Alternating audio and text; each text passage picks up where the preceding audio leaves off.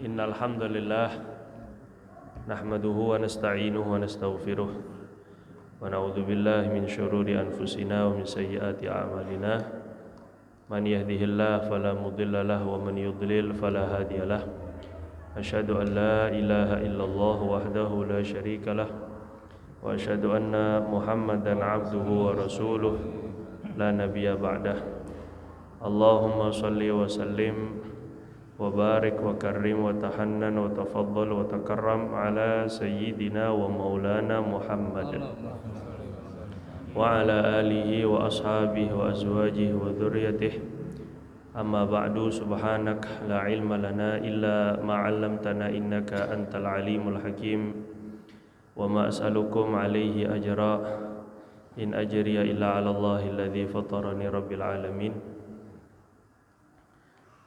Alhamdulillah, kita awali dulu kajian kita dengan pembacaan suratul Fatihah yang kita hadiahkan untuk Rasulullah SAW, para nabi-nabi dan rasul, para syuhada salihin, para sahabat keluarga Nabi, syuhada salihin, para ulama al-alimilin, serta para wali-wali kekasih Allah Subhanahu wa taala, guru-guru kita, wabil khusus kepada al-Imam Muhammad bin Idris Asy-Syafi'i, Imam Syafi'i, wal Imam Abu Hanifah An-Nu'man, wal Imam Malik bin Anas Al-Ansari Al-Madani, wal Imam Ahmad bin Hanbal Asy-Syaibani, juga seluruh orang tua kita yang telah mendahului kita, kakek nenek kita. Semoga Allah Subhanahu wa taala angkat derajat mereka dalam surga. Allah Subhanahu wa taala lapangkan kuburnya, Allah terima amal ibadahnya, serta kita bisa menelusuri, mengikuti jejak langkah mereka. Allah kumpulkan kita bersama mereka dalam syurganya Allah Subhanahu wa taala. Ala hadhihi niyat, dengan niat-niat ini, wa kulli niyatin salihah, dan semua niat-niat yang kita niatkan, wa ala ma nawaina wa ala ma nawa masyayikhuna wa waliduna wa aslafuna salihun ila hadratin nabi sallallahu alaihi wasallam wa ilaihim bi alfi al-Fatihah. A'udzu billahi minasyaitonir rajim. Bismillahirrahmanirrahim. Alhamdulillahi rabbil alamin. Arrahmanir rahim. Maliki yaumiddin. Iyyaka na'budu wa iyyaka nasta'in. Ihdinas siratal mustaqim. Siratal ladzina an'amta 'alaihim ghairil maghdubi 'alaihim waladdallin. Rabbighfir lana wa liwalidina walil mu'minina amin. Alhamdulillah, syukur kehadirat Allah Jalla wa'ala. InsyaAllah pada sesi kali ini kita akan membahas tentang khusus mengenai zakat fitrah atau zakat penghasilan. Karena sebentar lagi kita bulan Ramadan. Berharap, minta maaf, itu kitabnya ada hadisnya. Bukan karena kitab saya, bukan ya. Jangan salah paham ini. Karena di situnya, di covernya ada hadisnya itu. Jadi sehingga kita muliakan sesuatu yang ada hubungannya dengan Allah dan Rasul, mulai dari perkara zohir, yaitu memuliakan kitab, gitu ya, memuliakan buku, memuliakan Quran. Karena sebentar lagi bulan Ramadan, dan juga kita berharap ibadah kita yang bersifat vertikal, yaitu sholat, puasa, hubungan dengan Allah Subhanahu wa taala, zikir, ataupun juga dengan doa, ataupun dengan munajat, itu bisa diterima kalau hubungan atau ibadah horizontal, hubungan sesama kita dan juga ibadah dengan sesama kita itu bagus. Baru Allah Subhanahu wa taala ini akan terima amal ibadah kita secara keseluruhan. Jadi ketika Allah Subhanahu wa taala mendampingkan, selalu membarengkan antara perintah salat dengan perintah zakat, aqimus salata wa atuz zakah, tegakkanlah salat, ini hubungan dengan Allah ke atas, vertikal. Wa atuz zakah, dan tunaikanlah zakat, ini hubungan secara ibadah secara horizontal, ke samping, maksudnya sesama kita. Maka Sayyidina Abdullah bin Abbas, ahli tafsir, menjelaskan tidak akan diterima salat kecuali sampai zakatnya betul. Pun di dalam hadis mengenai zakat fitrah, salah satu fungsi daripada zakat fitrah itu sendiri adalah tuhratan lis-shaim wa tu'matan lil masakin. Salah satu fungsi daripada zakat fitrah adalah mensucikan, membersihkan, memurnikan pahala puasa. Jadi puasa adalah hubungan kita dengan Allah. As-shaumu li wa ana ajzi bih. Puasa itu pokoknya untuk aku, kata Allah, dan hanya aku yang bisa membalasnya. Berapa besarnya pahala itu Allah yang tahu. Puasa.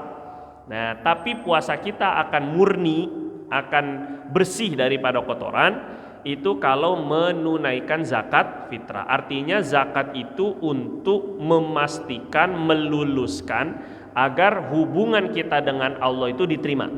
Jadi paham ya Pak? Jadi nggak benar atau kurang tepat ketika kita hanya fokus saja pada ibadah diri, pada hubungan kita dengan Allah. Urusan orang bodoh amat, itu tidak diakui Nabi SAW sebagai umat Pak. Nabi SAW bilang, man lam yahtamma bi amril muslimin falaysa minna. Bukan golongan dari umatku yang sejati orang yang gak peduli dengan keadaan kaum muslimin lainnya. Mau dia mau bisa makan gak bisa makan, dia bisa bayar sekolah gak bisa bayar sekolah, yang ini bisa bayar listrik gak bisa bayar listrik, bodoh amat, yang penting saya rajin, yang penting saya sholat, yang penting saya zikir, yang penting saya ngaji. Enggak, bukan begitu. Jadi kita akan betul-betul diakui Nabi sebagai umat kalau ada kepedulian. Nah, bahkan kadang-kadang Pak, ibadah horizontal atau ibadah menyamping ini itu lebih Nabi dahulukan daripada ibadah vertikal. Paham ya? Ibadah vertikal itu khusus antara kita dengan Allah gitu maksudnya ya. Sedangkan ini ibadah sosial ataupun ibadah kita dengan sesama melalui hubungan sesama itu kadang-kadang lebih didahulukan Nabi daripada hubungan dengan Allah. Kadang-kadang ya, pada prioritas-prioritas tertentu. Misalnya seperti Nabi di dalam riwayat Bukhari kata Nabi, inilah ahum an utila shalah. Saya ingin banget, kata Nabi, saya sangat amat berkeinginan untuk sholat tuh lama, baca tuh panjang. Saya pengen banget jadi imam. Waktu suatu ketika Nabi tuh pengen banget baca sholat tuh panjang. Karena nikmat baca Quran itu di dalam sholat. Bagi orang yang nikmat, yang pegal mah pegal itu mah ya. Yang nggak menikmat tetap aja nggak nikmat. Ini bagi Nabi itu nikmat. Saya pengen memperpanjang. Falamma sami'tu buka as-sobi qasortuha. Tapi ketika saya mau manjangin bacaan, tiba-tiba kedengeran anak bayi nangis, bocah ngerengek. Akhirnya saya pendekin, kata Nabi. Kenapa katanya? Syafaqatan ala ummiha. Kesian sama ibunya. Ini ibunya pasti kan dagdikduk, serba salah. Mau batalin, kok sholat sama Nabi saya kabur duluan. Nggak dibatalin, tapi anak nangis, ini ganggu orang juga, tuh macam-macam. Jadi karena Nabi kasihan sama si ibu, ini kan hubungan sesama manusia maksud saya. Sedangkan memperbanyak, memperlama sholat itu kan hubungan dengan Allah. Hablum minallah kalau bahasa kita ini kan. Jadi ternyata Nabi lebih mendahulukan gitu ya, kasihannya dengan bocil itu daripada harus nikmat bermunajat dengan Allah. Banyak riwayat juga menyebutkan Nabi itu kalau beliau sholat sunnah dan beliau mengetahui ada orang di belakangnya lagi nungguin mau berjumpa dengan beliau, ada keperluan, beliau akan bersegera menyelesaikan sholatnya. Sholatnya jadi cepat. Jadi bukan, Pak ada tamu, gaya-gaya khusyuk ini kan, itu nggak punya ilmu itu. Justru malah memenuhi hajat orang Muslim itu bisa lebih besar daripada sholatnya, memperpanjang ibadahnya. Nah, sampai di dalam hadis tentang iktikaf riwayat Ibnu Abbas, kalau nggak salah riwayat Imam Tobaroni, Fadilah Amal itu ada iktikaf. Itu Sayyidina Abdullah bin Abbas sengaja keluar masjid padahal lagi iktikaf 10 hari. Yang mestinya gitu kan, 10 hari itu yang afdolnya enggak keluar-keluar dari masjid. Walaupun hanya untuk sekedar nyisir rambutnya Nabi itu, Nabi nggak keluar dari masjid. Nabi ngeluarin kepala doang untuk disisirin. Saking nggak mau keluar masjid, Pak. Gitu Pak ya. Kita mah kebalik ini malah jajan keluar, ini lagi itikaf malah jadi jajanan kan. Nah itu kan, ada ngabuburitnya ini itikaf tuh gimana ceritanya ini kan. Nah saking nggak mau keluar masjidnya. Tapi ketika Sayyidina Abdullah bin Abbas didatangi oleh seorang hamba sahaya, dia punya utang sama tuannya, namanya akad mukatabah. Jadi dia janjiin sama tuannya kalau bayar sekian nanti akan bebas. Cuman nggak mampu ini hamba, gimana dong? Saya nggak mampu nih, minta tolong sama ulama. Biar ulama ini atau Abdullah bin Abbas, Sayyidina Abdullah, sepupunya Nabi, ulama, minta ngomongin ke tuannya biar ya meringankanlah biaya untuk pembebasan hamba dirinya itu. Akhirnya ketika beliau lagi itikaf itu, beliau justru malah ikut keluar sekali bareng menemui si tuan, minta keringanan kepada si hamba. Padahal ini lagi itikaf. Padahal ini lagi khusyuk, mestinya lagi tadarruk, tapi tetap memenuhi hajat orang Islam. Akhirnya si hamba tuh aneh sendiri. Tuhan bukan lagi itikaf, udah tahu itikaf digangguin lo, tanya kan mestinya kan. Tapi enggak, kata beliau, justru aku mendengar Rasulullah SAW bersabda, mani takafa lillahi yauman, siapa yang itikaf di masjid satu hari, Allah akan jauhkan dia daripada neraka sejauh 3 parit, sejauh 3 jurang. Yang antara satu jurang dengan jurangnya antara langit dengan bumi, berarti 3 kali lipat satu harinya kalau karena Allah. Tapi kata beliau, memenuhi hajat orang muslim itu lebih afdol dari itikaf 10 tahun. Kayak apa coba Pak kira-kira? Nah, yang kayak gini kita kadang-kadang suka lupa.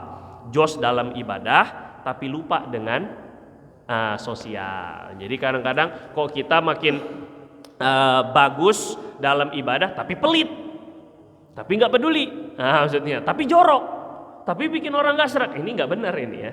Jadi Allah Subhanahu Wa Taala itu ingin agar orang itu innallaha jamil yuhibbul jamal. Allah tuh ingin kita tuh terlihat indah, indah di mata sesama muslim, indah di mata non muslim, indah ketika kita beragama kok semakin indah gitu. Pakaiannya indah, akhlaknya indah, tutur katanya indah, cara pandangnya indah, pemikirannya indah. Itu maksudnya Allah SWT suka kayak gitu. Nah, jadi zakat ini adalah representasi salah satu perwujudan daripada ibadah sosial yang tidak akan diterima ibadah vertikal atau hubungan hablum minallah tanpa memperbaiki hablum minannas ataupun dengan zakat. Ini muqaddimah dulu ya. Jadi kita nggak langsung pembahasan. Nah, jadi kata Allah Subhanahu Wa Taala, aqimus shalah wa atuz zakah. Kemudian Allah Subhanahu Wa Taala bilang, khudz min amwalihim shadaqah. Wahai Rasul, ambil, tagih. Udah punya UPZ kan? Punya unit? Unit? Pengumpul atau penagih? Mestinya jadi penagih zakat. Atau bukan debt collector dong, zakat kolektor. Nah, kalau debt collector kan utang ini kan. Nah, jadi memang disuruh Allah Subhanahu Wa Taala. Nabi itu nyuruh untuk khudz min amwal. Nabi itu disuruh, nabi loh Pak. Ini kan sekelas, maksudnya kekasih Allah gitu. Sama Allah suruh tagih. Yang punya zakat itu tagih kata Allah Subhanahu Wa Taala. Suruh ambil, suruh ditagih. Makanya Nabi kirimkan sahabat-sahabat untuk nagih. Dan baginda Nabi itu sampai ketika Sayyidina Abu Bakar sudah menjadi khalifah, terus orang-orang gak mau bayar zakat dengan alasan Nabi sudah meninggal. Alasannya Nabi udah gak ada sekarang, yang nagih udah gak ada lagi. Allah suruhnya kan Nabi yang suruh nagih, bukan ente, maksudnya gitu lebih kurang. Padahal maksud yang disuruh Nabi ngambil itu ya semua yang jadi khalifah, semua yang jadi pemerintah, semua yang jadi kepala negara itu dituntut untuk menagih zakat, bukan pajak. Nah, zakat ya, bukan pajak ya, gitu ya lebih kurang. Nah, ini pajak aja ditagih-tagihin mulu, dinaikin lagi, apalagi zakat. Nah, ini penting, ini lebih penting daripada sekedar pajak. Alhamdulillahnya kalau di Malaysia tuh kalau kita sudah bayar zakat penghasilan, pajaknya dikurangin. Jadi lebih nyaman gitu kan. Masalahnya orang tuh ikuti. Kalau nggak bayar zakat kan nggak ada masalah sama pemerintah. Tapi kalau nggak bayar pajak, nanti semuanya disusahin. Akhirnya orang lebih ngedahuluin. Itu masalahnya jadinya. Kalau zakat, kalau pajak inget banget, pajak motor nih belum dibayar, pajak mobil belum dibayar gitu kan. Kalau untuk pajak kita tuh inget banget, tapi kalau zakat kok nggak inget-inget, ini kan aneh ini kan. Ini kayaknya kita belum wajib. Gitu akhirnya ini kan. Nah, jadi kita ini kata Nabi itu suruh ambil. Apa manfaatnya? Tutahhiruhum biha. Tujuan nagih itu untuk kamu wahai Rasul mensucikan mereka dengan zakat itu. Jadi tujuannya ngebersihin, Pak. Ya, jadi kita yang nagih, yang nanti jadi petugas UPZ itu vibrasinya, getarannya bukan minta-minta. Jadi harus punya izah, punya kemuliaan gitu. Nagih itu punya kemuliaan. Saya sedang menjalankan amal agama. Gitu maksudnya. Saya sedang menjalankan perintah Allah. Saya ini ditugaskan oleh Allah, begitu mestinya. Jadi ada kemuliaannya, bukan seperti orang minta sumbangan. Gitu, ngerti gak Pak? Beda ya. Orang minta sumbangan, orang ngasih proposal itu kan tanda kutip tidak ada kemuliaannya. Justru malah harus menghinakan diri kadang-kadang untuk biar dikasih. Tapi kalau petugas zakat, oh nggak mau bayar zakat, saya laporin ke Rasul. Begitu Pak. Nggak mau bayar zakat, oke nggak apa-apa. Biarkan nanti Rasul yang ini kan. Diperangi kalau dulu. Sekarang mah nggak usah Pak. Bom lagi nanti ini kan. Jadi irhabi, jadi terorisme jadinya nih kan. Nah, jadi kata Allah itu tujuannya ditagih itu biar suci. Yang kedua, tuzakihim biha wasalli alaihim. Nanti yang nerima zakat, para panitia zakat ini, sebagian ulama sholli alaihim itu wajib mendoakan orang yang bayar zakat. Wajib. Mazhab kita sunnah. Sebagian ulama bilang wajib dari ayat ini wasolli alaihim, doakan kepada mereka yang mau bayar zakat. Jadi bukan ditagihin doang, tapi juga dapat doa.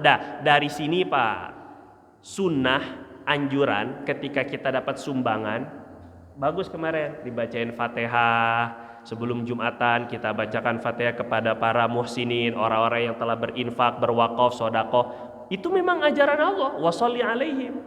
Jadi kalau kita nerima sumbangan, kita nerima wakaf, kita nerima sodako, infak, maka kita doakan orang yang membayar. Sholli alaihim inna salataka sakanun lahum. Sholawat kamu atau doa kamu wahai Rasul akan menjadi ketenangan untuk mereka. Nah ini sunnah ya, dan sebagian ulama katakan wajib. Jadi tujuan zakat membersihkan. Ini mukadimahnya begitu Pak ya. Sekarang kita masuk kepada pembahasan yang diminta. Nah materinya ini baru fase pertama, fase keduanya ini ya. Jadi zakat itu memang tidak semua harta yang kita miliki wajib dizakati. Tidak semua yang kita punya itu wajib dizakati. Toh kalaulah diwajibkan zakat, tidak semuanya dikeluarkan zakatnya. Bukan semua harta kita habiskan. Bukan semuanya Sayyidina Abu Bakar. Tanya ini kan. Ma abqaita li ahlik. Ini Sayyidina Abu Bakar bawa harta terus blek di depan Nabi itu kan. Mau nyumbang. Kamu ini buat keluarga kamu mana Kar? Buat keluarga kamu nyisain apa Kar? Abqaitumullah wa rasulah. Aku meninggalkan untuk mereka Allah dan Rasulnya. Berarti nggak ada yang disisain. Pokoknya harta semua saya sedekahin, saya infakkan buat Allah dan Rasul. Buat keluarga mana? Allah dan Rasul. Tapi keluarga bapak nggak kayak Abu Bakar, itu masalahnya. Bapak jangan coba-coba. Wah gaya-gaya bapak pengen ngikut Abu Bakar kan? Semua dijual, terus keluarga bapak Pak ada di pinggir warung misalnya kan lagi tinggal ini. Ini beda kualitas. Sayyidina Umar pun nggak sanggup Pak seperti Sayyidina Abu Bakar. Sayyidina Umar hanya sanggup untuk menginfakkan separuh harta. Itu pun Nabi nggak salahin. Nah, Sayyidina Utsman yang kaya pun itu walaupun banyak, tapi uang simpanan beliau masih lebih banyak lagi.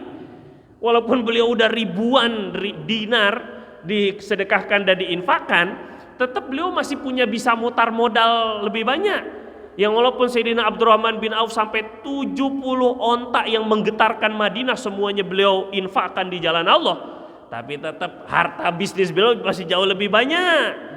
Sampai satu istri beliau, istrinya 4, satu orang istri itu dapat istri itu dapatnya 1/8 di dalam warisan. Kalau punya anak dapatnya 1/8. Kalau 4 1/3. 1/3 aja itu dapat hutan tanahnya Pak. Dapat berapa ribu dinar Abdurrahman bin Auf. Sampai begitu luar biasanya. Artinya kita ini tidak dituntut untuk mengeluarkan semua harta. Sejos-josnya kita gitu maksudnya. Ini perlu juga melihat maslahat dan mudhar. Kata Allah dalam surat Al-Isra, La tabsutha kullal basti fataq'uda maluman madhura. Jangan kamu la taj'al yadaka maghlulatan ila unuqiq wa la tabsutha kullal bast fataq'uda maluman madhura. Jangan kamu letakkan tangan kamu, diikatkan belenggu tangan kamu di leher. Ini isyarat orang pelit, terlalu begini gitu, sama sekali nggak mau keluar. Beginilah kalau kita ini. Nah, kata Allah jangan begitu, tapi jangan juga terlalu dibentangkan. Artinya war. Tenang, Allah Subhanahu Wa Taala. Nah, ini juga nggak benar. Ada manajemen. Allah yang nyuruh. Takutnya nanti ketika kamu sudah habis-habisan, fataqa'uda maluman madhur, akhirnya kamu sengsara sendiri, akhirnya ntar nyalain agama. Ini gara-gara saya sedekah ini. Katanya bakal diganti 700 kali ganda katanya, kata Pak Ustadz. Kok nggak datang-datang? Nah kan jadi nyalahin siapa coba? Padahal dia yang bodoh nih kan. Nah ini penting maksud saya. Jadi kita juga nggak disuruh sampai semua zakat yang disuruh dikeluarkan itu semua zakat, tidak juga semua harta zakatnya. Ini mukadimah kedua, lagi-lagi mukadimah ini, maaf ya Pak ya. Nah jadi yang diwajibkan itu ada beberapa jenis harta. Yang pertama adalah emas, perak, duit sekarang. Ya, yang walaupun saya tahu ada beberapa pendapat ulama-ulama yang kurang setuju duit itu dimasukkan dalam zakat, tapi untuk saat ini fungsi emas dan perak di masa lalu sudah terganti dengan duit. Suka tidak suka, setuju tidak setuju, Pak. Duit bukan dilihat dari bahannya. Intrinsik, bukan kertasnya, bukan koinnya, bukan bahan koinnya, jelas. Duit itu yang dilihat ya nilainya. Jadi bukan karena itu kan uang kertas. Di dalam kitab-kitab fikih, wa in rajat rawajan nuqud. Ada sebagian ulama yang agak kaku, sebagian ulama yang kekeh. Duit nggak wajib dizakati. Duit juga tidak terkena riba. Alasannya karena duit kan itu kertas. Iya zaman baheula, Pak. Duitnya masih hanya sebagai mata uang sampingan dan mata uang utamanya itu masih dinar dirham, emas perak. Ya sekarang nggak ada, Bapak emang nukernya pakai emas? Nggak ada. Duit kita ada yang perak? Nggak ada. Nggak ada yang bayar pakai emas, yang ada pakai keris sekarang. Pakai keris kan Pak?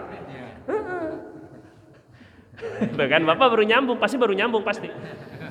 Pakai QRIS Pak, ini maksudnya ini ke sekarang ini. Nggak ada duitnya malah. Angka-angka doang pindahnya sekarang ini, titit aja udah tiba-tiba udah bayar begitu. Subhanallah. Terus kalau kita bilang itu tidak dijadikan sebagai satu objek zakat, mana yang dijadiin objek zakat? Berapa banyak itu nanti duit nggak dijadiin objek zakat itu? Dengan alasan duit bukan harta yang wajib dizakati. La ilaha illallah, itu terlalu kaku. Jadi tujuan daripada zakat itu membersihkan. Terus gimana ngebersihin yang punya duit banyak tah?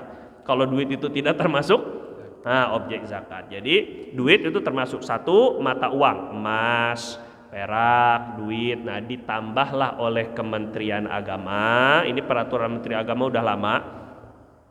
Itu ditambahkan surat-surat berharga.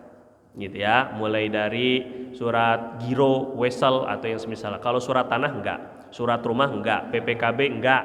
Gitu ya. Ini yang kira-kira dia surat obligasi. Nah, itu maksudnya. Surat saham itu juga termasuk. Nah, jadi kalau yang bernilai duit langsung itu juga termasuk di zakat, itu satu. Yang kedua peternakan, yang ketiga pertanian, nanti dimasukkan oleh ulama kontemporer perikanan di dalamnya. Kemudian juga dengan perdagangan, dan yang jarang sekali adalah harta temuan. Apa sebutnya? Dengan sebutnya adalah rikaz. Rikaz itu harta temuan tapi di zaman jahiliyah ditanamnya. Lah repot Pak. Zaman jahiliyah itu zaman sebelum Rasul menjadi nabi. Sebelum Rasul umur 40 tahun. Coba, kan repot itu kan, nyarinya itu repot Pak. Nah sedangkan sekarang ini udah hampir nggak ada. Kalau harta temuannya ada tertulis zaman Belanda misalnya 1810, itu bukan rikaz Pak. itu punya orang, harus dikembaliin sama yang punya. Ngerti gak kira-kira Pak? Mungkin Bapak lagi apalah mau ngebangun lah, tiba-tiba ini ada tulisannya, ada dapat apa sebongkah berlian misalnya. Wah, saya dapat rikas ini. Lihat, tanya ini pemilik sebelumnya siapa, ini tanahnya, gitu ya Pak ya. Cari dulu pemiliknya, umumin dulu sampai setahun gak ada yang punya, gak ada yang ngaku, baru Bapak jadikan kepemilikan. Itu pun dengan catatan kalau nanti ternyata setelah udah dipakai, udah dijual ada yang ngaku, harus dibalikin. Itu bukan rikas. Nah, jadi jangan salah kaprah. Semua harta karun berarti halal. Ngarang. Ini harus tahu ilmunya ya. Nah, yang sekarang kita mau bahas adalah zakat penghasilan. Jadi saya bacakan dari kitab Al-Fiqhul Islami wa Adilatuhu, karya Profesor Dr. Syekh Wahbah Az-Zuhaili almarhum. Beliau ulama Syria yang diakui dunia keulamaannya, pakar dalam fikih dan juga tafsir. Nah, jadi kata beliau begini, Al-matlabul awal zakatul imarat wal masani' wa nahwiha. Bagaimana dengan zakat bangunan, yang punya bangunan disewain, gedung-gedung atau rumah-rumah, toko-toko itu ya. Begitupun juga pabrik-pabrik. Waqad qarrara mu'tamaru ulama'il muslimin ats-tsani wa mu'tamar al-buhuts al-islamiyah ats-tsani, sudah memutuskan kumpulan liga, kumpulan muktamar para alim ulama dunia ini pada tahun ke 1965. Sebelum saya lahir berapa puluh tahun yang lalu, saya juga belum lahir. Annal amwal al-namiyah allati lam yarid nassun wala ra'yun fiqhiyun bi ijabi zakati fiha hukmuha kalati. Harta yang berkembang, harta yang memiliki nilai berkembang, namun belum ada nas dalam hadis atau Quran yang menyatakan kewajibannya, maka hukumnya sebagai berikut. La tajibu zakatu fi a'yanil ama'iril istighlaliyah wal masa'in wal masani' wasufun wat ta'irat wa ma asbahaha. Tidak wajib zakat pada benda, gedung-gedung atau bangunan-bangunan serta pabrik-pabrik, kapal, pesawat dan juga yang semisalnya, semuanya, angkot kalau kita punya angkot, mobil-mobil sewaan, pada bendanya nggak ada wajib zakat. Yang walaupun miliaran itu pabriknya nggak dihitung zakat, ngerti Pak? Nilai pabriknya itu nggak diwajib dikeluarkan zakat. Bapak ngebangun rumah, rumahnya dipakai buat kos-kosan, rumahnya itu tidak dihitung zakat. Rumahnya, oke? Terus bal tajibu fi safi ghallatiha inda tawafuri syurutin nisab wa haulanil haul. Tetapi wajib zakatnya itu pada hasilnya, pada hasil murninya yang sudah mencukupi nisab kadar minimal dan juga haul 1 tahun. Jadi dihitungnya kalau sampai nisab dalam 1 tahun maka dia keluar zakat. Hasilnya, rumahnya nggak dihitung, tapi hasil kontrakannya dihitung.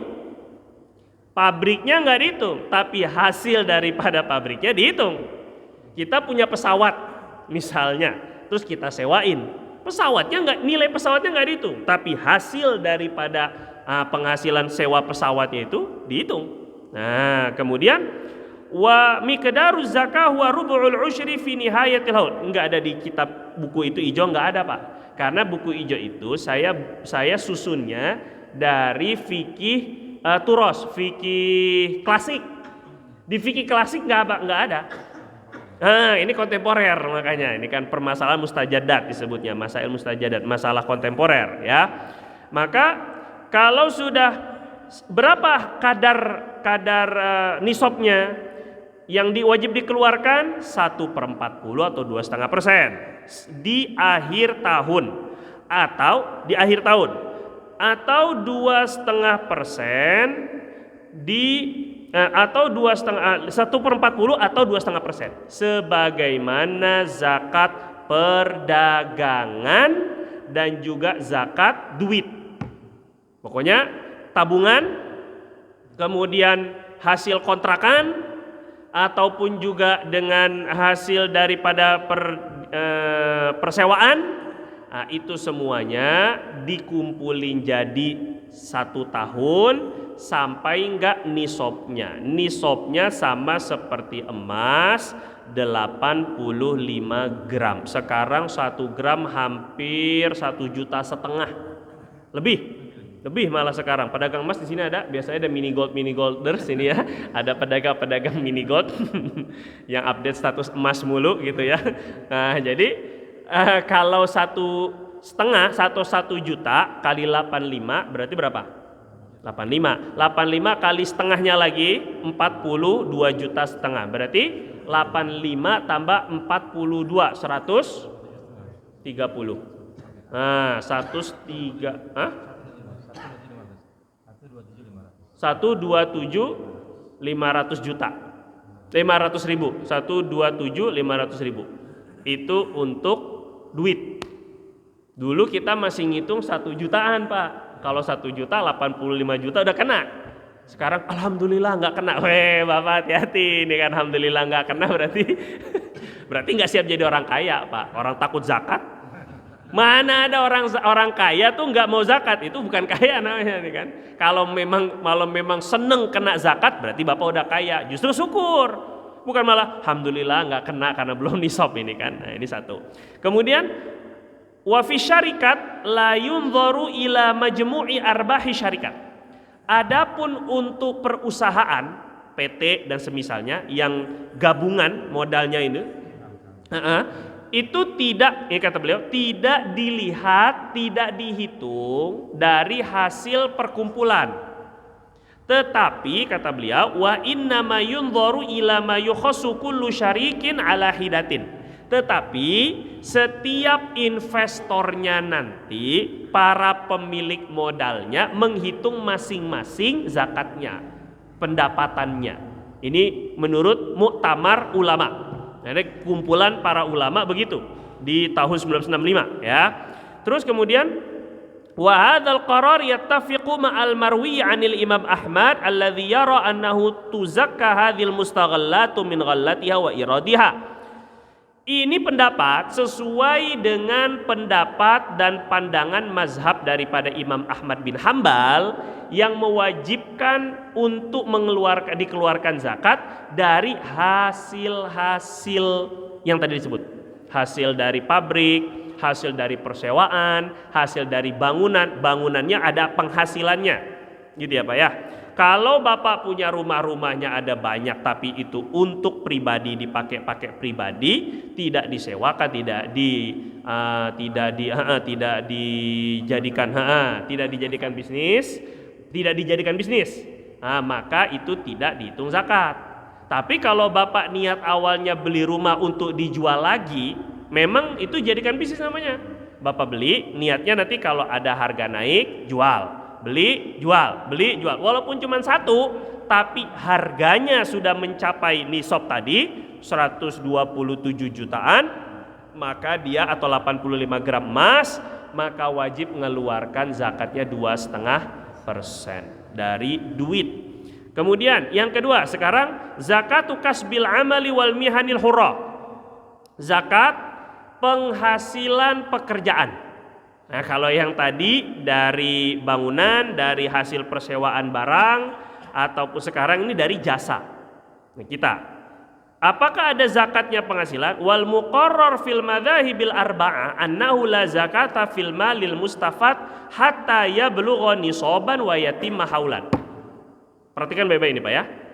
4 mazhab Hanafi, Maliki, Syafi'i, Hambali telah memutuskan tidak ada zakat di dalam harta yang diperoleh kecuali kalau sampai nisab dan juga setahun, tidak berkurang dari setahun. Jadi 85 gram emas atau 127 juta itu terbiarkan setahun dulu baru wajib zakat. Kalau itu pasti semua ulama sepakat, kalau kita sudah sampai 85 gram emas, kemudian kita sampai setahun tidak berkurang atau senilai 80 gram emas ya, tidak berkurang tabungan kita, duit kita ataupun simpanan kita, itu jelas wajib dikeluarkan 2,5%. Itu sepakat.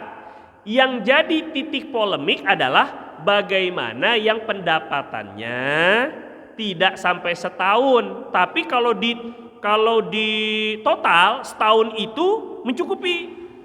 Berarti saat orang yang punya gaji sebulan 10 juta kali setahun 12, 120, berarti kurang lebih masuk kan? Yang punya gaji 10 juta ke atas itu gimana? Di lain sisi sudah sampai nisab kalau dikumpulin setahun, tapi dia habis mulu cicilan ini, cicilan itu. Jujur Pak, nah kan termasuk yang ngomong. Nah, jadi ketika ini kita punya gaji kalau dikumpulin setahun sih emang, tapi masalahnya nggak sampai haul. Polemiknya atau permasalahannya di sana. Titik perbedaan pendapat. Kalau 1 tahun tabungan yang tadi 120 juta nggak berkurang, itu jelas wajib zakat menurut mazhab manapun. Yang jadi permasalahan sekarang, kalau tidak sampai setahun udah kepake, buat biaya inilah, biaya itulah, bukan karena sengaja lari dari zakat, itu siap-siap kena stroke. Saya bilang ya, nah ini baru mau setahun nih biar nggak kena zakat, udahlah kita makan-makan aja lah, apa kayak bikin nyewa villa kayak di puncak misalnya. Oh siap-siap stroke. Nah kan. Terus kata beliau begitu, ini sepakat 4 mazhab begitu asalnya. Wa yuzakka fi ra'yi ghairi syafi'iyah al-malul muddakharu kulluhu walau min akhiri lahzatin qabla intiha'il hauli ba'da tawaffuri asli nisab. Adapun menurut selain mazhab Syafi'i, kalau harta yang didapati itu di akhir tahunnya sampai nisab, ini harta simpanan baru sampai nisabnya tuh di akhir tahun, 120-nya itu di akhir tahun. Mulai ngumpulinnya nabungnya misalnya bulan Muharram ya, sampai bulan haji kan setahun. Awal tahun baru Islam sampai bulan haji setahun. Mulai nabungnya 2 juta, 3 juta, 5 juta misalnya. Nyampe 120 jutanya tuh di detik-detik akhir mau akhir tahun, itu pun menurut mazhab selain mazhab Syafi'i wajib dikeluarkan zakatnya. Karena yang dilihat akhir tahunnya. Walaupun gak mesti setahun penuh 120 juta, di akhir tahun 120 juta kena wajib zakat. Ini menurut pendapat 3 mazhab selain mazhab Syafi'i. Bisa dipahami Pak? Bisa bedanya ya. Kalau 120 full dari awal tahun sampai akhir tahun gak berkurang, wajib 4 mazhab.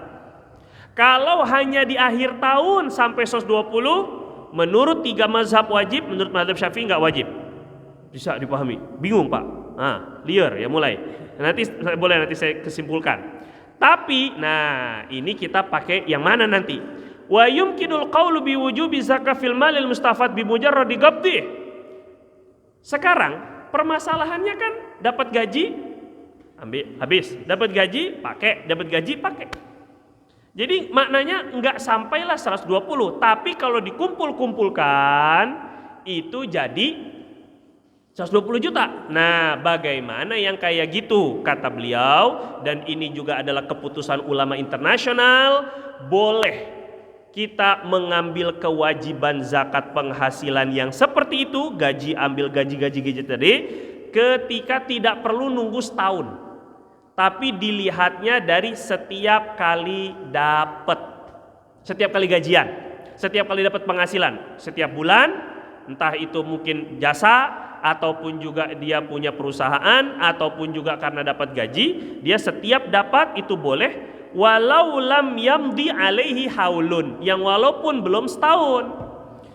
Akhdhan bi ra'yi ba'di sahabah. Pendapat yang kayak gini, kewajiban zakat yang kayak gini nih Pak, ini bukan berarti tanpa dasar. Ada landasan dari fatwa-fatwa beberapa orang sahabat. Di antaranya Sayyidina Abdullah bin Abbas, Abdullah bin Mas'ud dengan Sayyidina Muawiyah bin Abi Sufyan radhiyallahu anhum. Mereka berpendapat kalaulah nggak sampai setahun, ketika dikumpulkan setahun pendapatannya itu sudah mencapai nisab, maka wajib mengeluarkan zakat. Di sini ulama kontemporer mewajibkan zakat penghasilan. Kalau Bapak cari pendapat lain pasti nemu. Karena tadi saya bilang, kalau Bapak cari-cari yang lain, apa iya masa zakat penghasilan wajib, kita kan ada cicilan, kita kan ada tanggungan. Akhirnya nyari pendapat ulama yang tidak mewajibkan. Ya memang menurut ulama kitab-kitab lama, kitab-kitab klasik memang nggak wajib. Karena tadi tidak ada haul. Hatta yahula alail haul. Gitu ya Pak ya.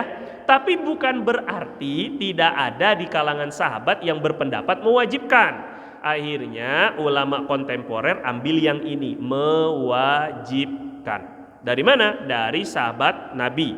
Wa ba'du tabi'in kazuhri wal Hasanil Basri wa Makhul. Ini juga pendapat sebagian tabi'in di antara Imam Hasan Basri, Imam Makhul, Imam Zuhri, wa ra'yi Umar bin Abdul Aziz. Ketika Sayyidina Umar bin Abdul Aziz jadi khalifah, beliau menetapkan zakat penghasilan.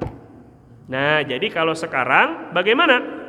Terus wa miqdarul wajib, kalau wajibnya berapa? 1/40 sama 2,5%. Amalan bi ummi nususil lati aujabatiz zakata fi nuqudi wa hiya rub'ul usyur sawaun hala alaihi al-haulu am kanat mustafadatan, baik 2,5%, baik yang sudah 1 tahun ataupun ketika baru dapat gajian. Wa idza zakal muslimu kasbal amali awil mihnati indal istifadatihi aw qabdihi la yuzakkihi marratan ukhra inda intihal haul. Ini enaknya. Kalau setiap kali gajian sudah kita keluarkan 2,5%, di akhir tahun gak usah ngeluarin lagi. Ya, jadi sudah kita cicil. Nah, ini cicil zakat tuh ada dalilnya, ada panduannya. Nah, terus gimana dong? Kalau saya nonton Ustadz Fulan di YouTube, nah ini mulai. Ini nyari-nyari pendapat kan, maksudnya kan?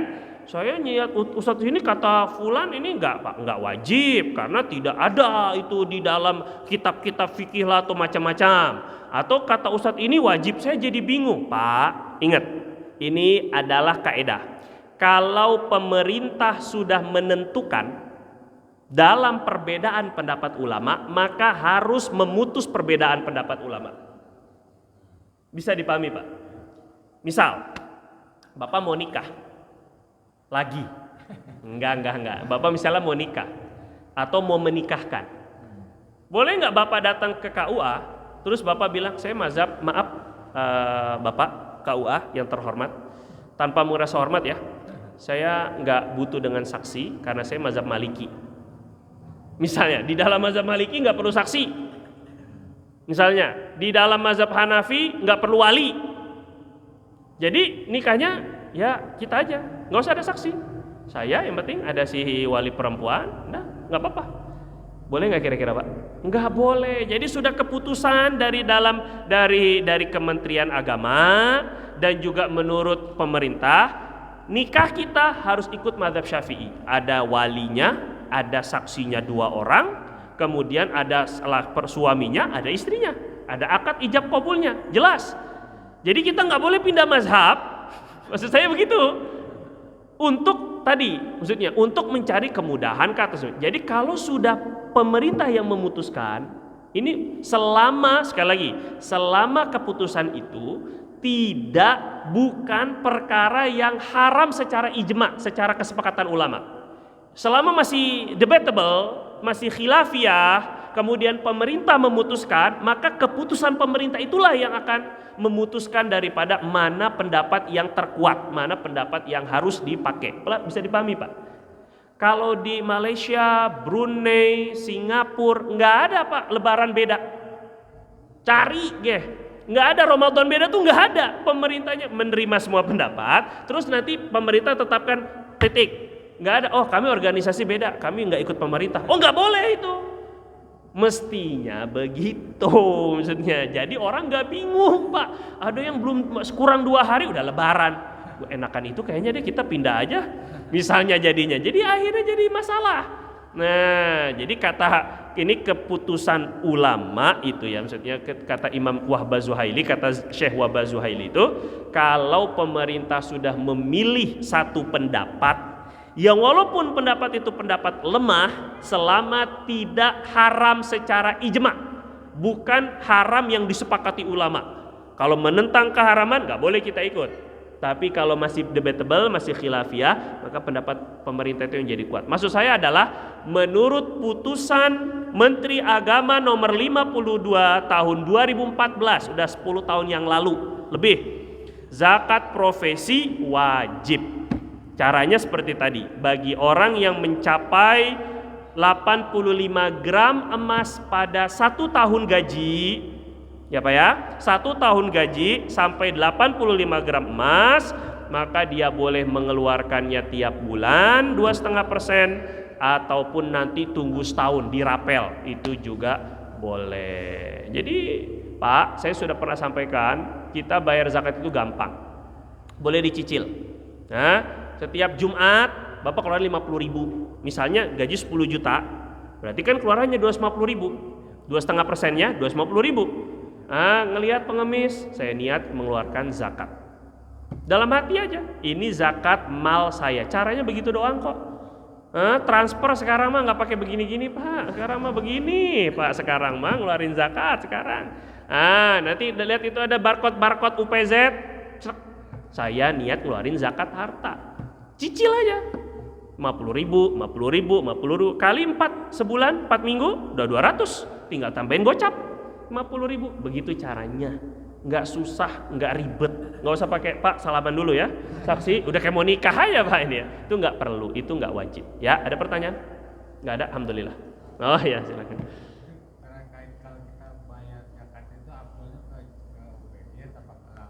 Nah, kalau kita memiliki saudara, keluarga yang kita kenal baik membutuhkan, lebih afdol kita serahkan ke keluarga yang betul-betul membutuhkan dan kita kenal.